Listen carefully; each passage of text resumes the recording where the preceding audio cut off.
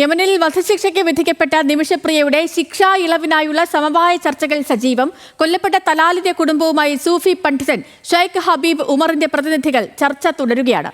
കുടുംബാംഗങ്ങൾക്കിടയിൽ ഏകാഭിപ്രായം ഉണ്ടാക്കാനാണ് ശ്രമം. വധശിക്ഷ മരവിപ്പിക്കുന്നതിൽ നിർണായക ഇടപെടൽ നടത്തിയ കാന്തപുരം AP അബൂബക്കർ മുസ്ലിയാരുമായി MV ഗോവിന്ദൻ കാരന്തൂർ മർക്കസയിലെത്തി കൂടിക്കാഴ്ച നടത്തി. ഇന്ന് രാവിലെ 9:30 CPM സംസ്ഥാന സെക്രട്ടറി MV ഗോവിന്ദൻ കോഴിക്കോട് കാരന്തൂരുള്ള മർക്കസിലെത്തി കാന്തപുരം AP അബൂബക്കർ മുസ്ലിയാരെ കണ്ടത്. നിമിഷപ്രിയയുടെ വധശിക്ഷ മരവിപ്പിക്കുന്നതിന് വേണ്ടി പരിശ്രമിച്ച കാന്തപുരത്തിന്റെ ഇടപെടൽ പ്രതീക്ഷ നൽകുന്നതാണെന്ന് MV ഗോവിന്ദൻ പറഞ്ഞു. രാജ്യത്തിനു വേണ്ടി വർഗീയ ധ്രുവീകരണത്തിനു വേണ്ടി നടക്കുന്ന നിരവധി ശ്രമങ്ങൾക്ക് ഇടയിൽ ഫലപ്രദമായ മാനവികത ഉയർത്തിപ്പിടിച്ചു എന്നുള്ളത് ഇന്ന് കേരളം മുഴുവൻ ചർച്ച ചെയ്യപ്പെടുന്ന വിഷയമായി മാറിയിട്ടുണ്ട്.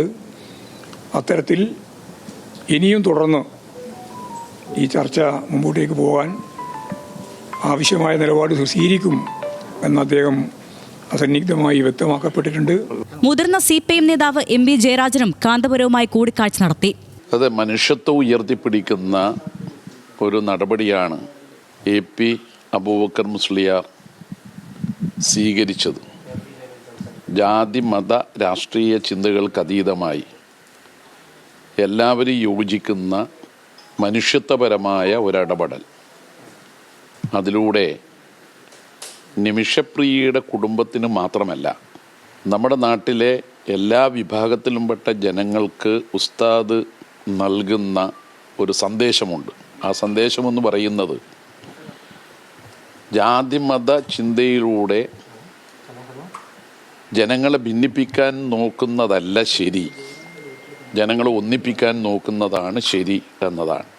വധശിക്ഷ നീട്ടിയതോടെ ആശ്വാസത്തിലാണ് നിമിഷപ്രിയയുടെ കുടുംബവും സേവ് നിമിഷപ്രിയ ആക്ഷൻ കൗൺസിലും. ആക്ഷൻ കമ്മിറ്റി ഭാരവാഹികളായ കുഞ്ഞഹമ്മദ് കൂരാച്ചുണ്ട്, സജീവ് എന്നിവർ മർക്കസിലെത്തി കാന്തപുരം AP അബൂബക്കർ മുസ്ലിയാരുമായി കൂടിക്കാഴ്ച നടത്തി.